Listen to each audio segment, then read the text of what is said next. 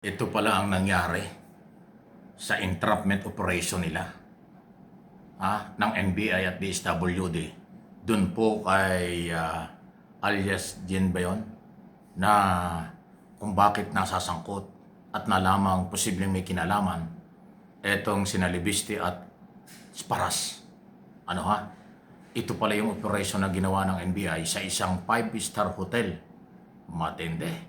Kaya mukhang pasok talaga yung human trafficking na naman. Pakinggan po ninyo ang pagsasalaysay ni Director Melvin Matibag ng NBI. Actually, na-branch siya na honey trap, no? But just to set the record straight, ganito po yan. Kaya yung parang huling post ni Kong Leandro bago siya umalis, sabi niya, inamin ko raw na may mix-up.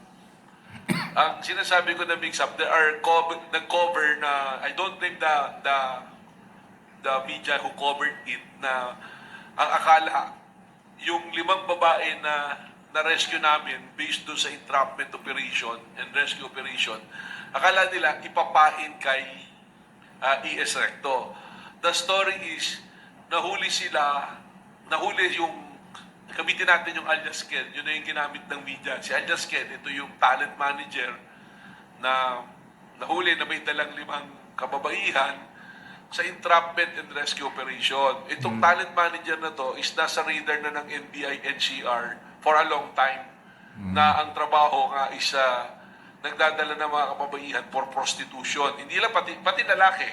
At ang mga customer niya, base dun sa listahan sa telepono niya, medyo malalaking tao.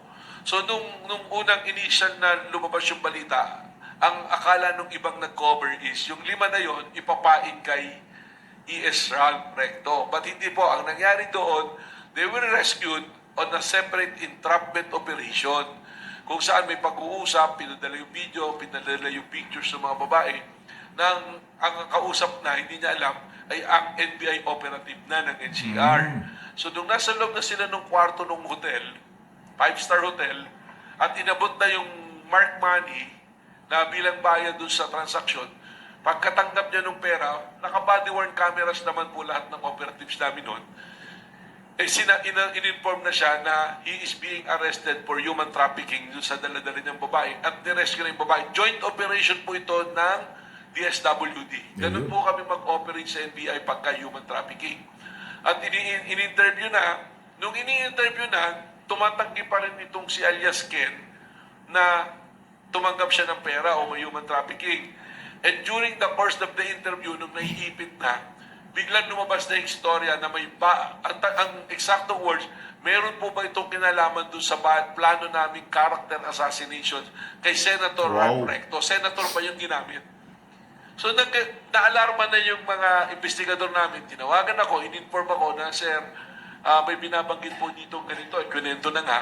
Sabi ko, palalimin nyo na investigasyon. At sa course ng investigation, inamin na nga, doon na nga umamin na meron talagang plano na, may plano talaga na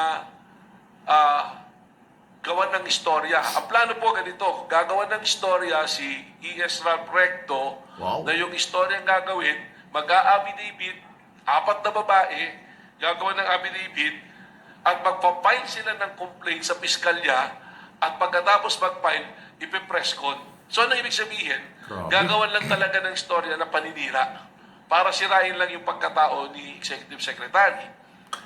At ang involved dito, binanggit na nga si Congressman Jing Paras na siya yung nag-gather ng nung usapan na ito. May 26 pa nagsimula, nagkaroon ng meeting July 11, 15 at 26.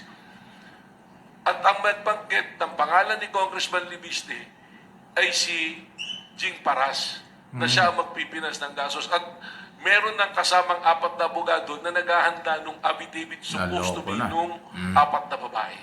So yun po yung nangyari dyan. Ganun po yung pangyayari. At sa ngayon po, ang status niyan, yung human trafficking, it's already been filed. That's why nakakulong pa rin po hanggang ngayon yung ating tinatawag na si alias Ken. Yun naman pong sa kaso po ni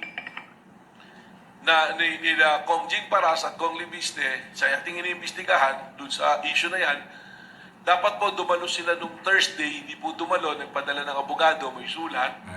at pinatawag na lang po ulit natin sila sa 11. At yesterday, yung 4 na abogado po na na-identify na involved dito sa scheme na to, sa plano na to, ay amin na po pinasampina to appear on us on Friday.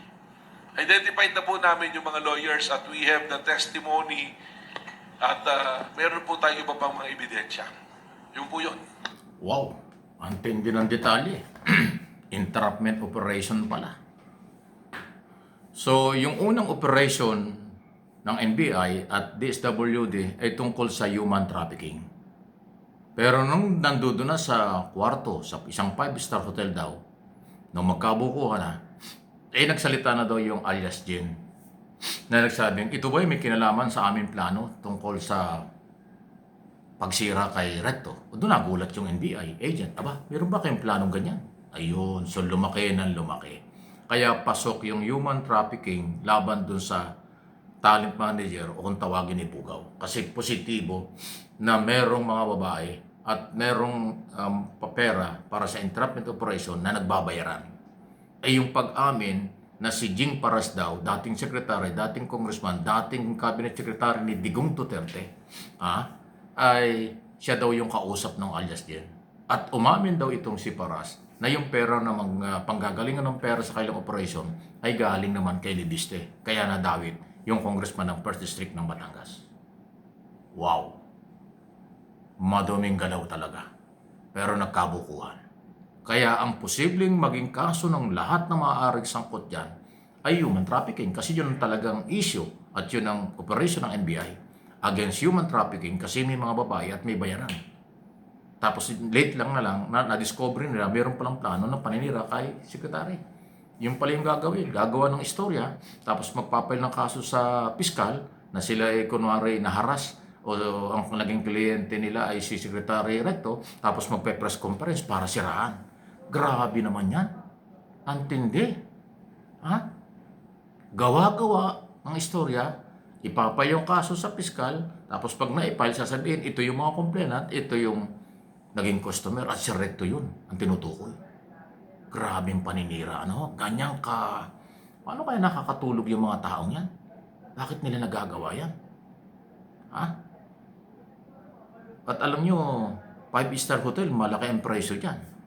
Hindi kaya nga ang unang balita, parang 200,000, 250,000 yata yung isa sa mga babae. Iba pa yung sa talent manager na Bugaw. So, kaya nga 5 to 6 million ang pinag-uusapang pera. Ayan na po, NBI Director Matibag ang nagkwento, nagsalita. Akin lang pong hinihimay-himay at pinibigyan ng opinion at observation at paliwanag itong sinabi ni Director NBI. Kasi ngayon lang niya inamin yan detalye. Sa nakaraang mga araw, putol-putol. Ngayon po detalyadong kanyang ipinaliwanag na sa harap ng media. Ano inyong masasabi dyan?